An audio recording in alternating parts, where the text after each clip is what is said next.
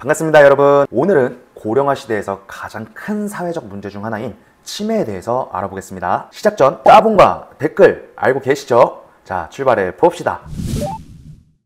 혹시 이런 말 들어보신 적 있으세요? 우리 부모님 요즘 자꾸 깜빡깜빡 하신다. 치매 치료비가 어마어마하던데? 라는 말 들어보신 적 있으시죠? 그런데 우리 가족은 괜찮을까? 라고도 생각해 보신 분 계실까요? 치매는요, 단순한 기억력 감퇴가 아니라 환자 본인은 물론 가족 전체의 삶에 큰 영향을 미치는 질환이에요. 그렇다면 오늘 이 영상을 통해서 우리는 치매보험이 왜 중요한지, 그리고 어떻게 하면 고객에게 설명하면 좋을지에 대해서 알아보겠습니다. 먼저 치매보험은 왜 필요할까에 대해서 나부터 이해를 해야 돼요. 치매라는 질환은요, 노년기에 가장 흔하게 발생하는 질병 중 하나인데요, 안타깝게도 한 번 발병하면 완치라는 게 상당히 어렵고 지속적인 치료와 관리가 필요하기 때문에 쉽지 못하겠죠. 치매 환자 추이를 보면 대한민국의 65세 이상 노인 인구 중에서 약 10% 이상의 노인분들이 치매를 앓고 있다고 합니다. 그런데 기대 수명은 늘어가고 있고 노인 인구가 많아지는 대한민국은 초고령화 사회에 들어서고 있죠.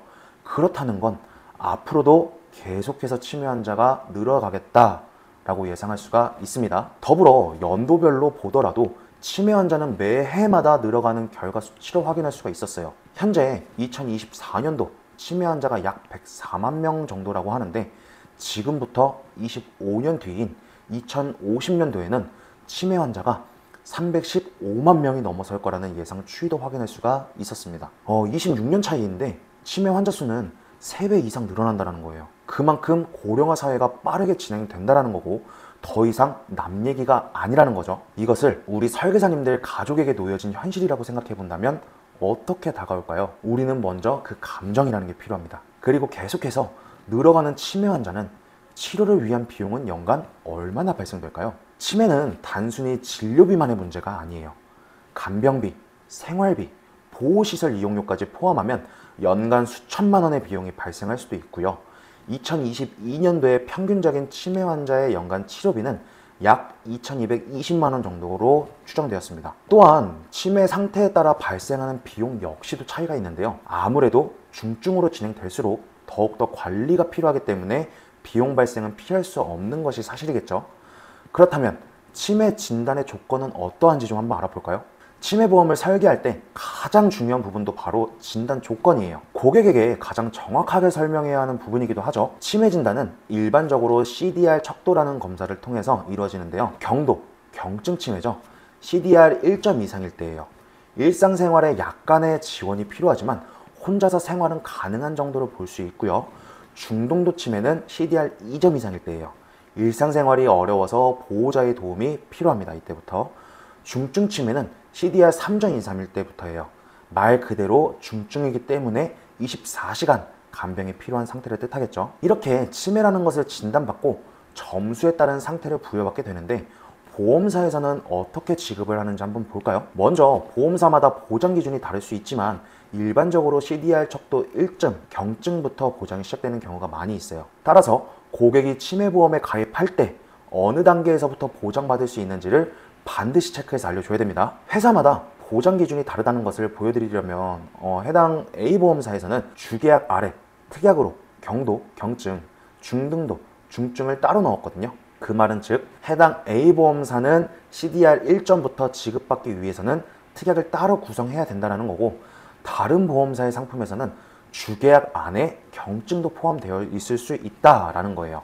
해당 A보험사에 세팅한 것을 한번 보면 특약으로는 진단비를 받게 됩니다.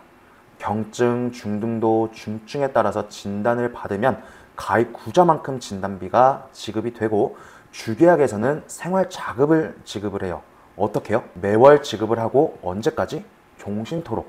그런데 대상이 되고 나서 사망을 하게 되더라도 36회까지는 보증을 해서 가족에게 지급을 한다라고 명시가 되어 있죠. 그렇다면 위에서 본 것처럼 중증 상태에서는 절대적으로 24시간 내내 간병이 필요한 상태이고, 경증보다 비용이 더 많이 들어가는 상황에서 매월 자금이 나온다면 가족이 느끼는 금전적 부담감이 전체는 아니더라도 일부 해소는 될 수 있지 않을까요? 여기서 추가적으로 하나 더 얘기를 드리면, 지금까지 알아본 내용은 고령화로 인한 노인성 치매만을 얘기를 했지만 사실 꼭 나이를 먹어야지만 치매가 오는 건 아니겠죠. 노인이 되어 뇌혈관 퇴화로 인해 찾아온 치매만 보장하는 것이 아니에요. 사고로 인해서 뇌가 다치거나 뇌 질환으로 인해서 혈관성 치매가 찾아오더라도 보장을 한다라는 겁니다. 이 말은 즉 치매 진단을 기준으로 한다는 거지 꼭 노인이어야지만 해당된다라는 것이 아니라는 거죠. 하지만 또 모든 치매를 다 보장하지는 않아요. A보험사에서 보장 제외 대상을 한번 보면 정신분열, 우울증 등의 정신질환자, 그리고 알코올 중독, 처방이 없는 약으로 인해서 뇌손상이 있는 치매는 제외한다 라고 기재가 되어 있죠. 이것처럼 설계사님들이 안내할 회사의 보장 제외 항목도 꼼꼼하게 체크를 해서 안내를 해주셔야 됩니다. 자, 이제 우리 설계사님들 치매보험 어떻게 제안하실래요? 어떻게 해야 효과적으로 설명할 수 있을까요? 치매라는 질환과 노인 인구가 많아진다라는 것은 데이터로 보지 않아도 누구나 알고 있는 사실이기 때문에 접근하기에는 조금 더 수월합니다.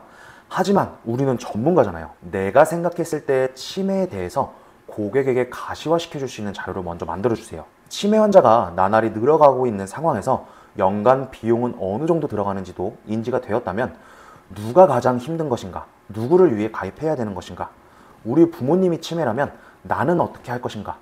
반대로 추후에 내가 치매라면 내 자녀에게는 어떤 감정들이 들 것인가? 다양하게 생각해 볼 수 있겠죠. 그리고 나서 진단비의 역할은 어떻게 쓰일 것인가? 얼마 정도면 되겠는가? 전반적으로 다 짜보는 거예요. 그래야만 자료가 만들어지고 그것을 통해서 고객에게 전달할 수가 있습니다. 오늘 영상은 여기서 마무리하고 다음 시간에도 더 유익한 자료로 찾아뵙겠습니다. 안녕!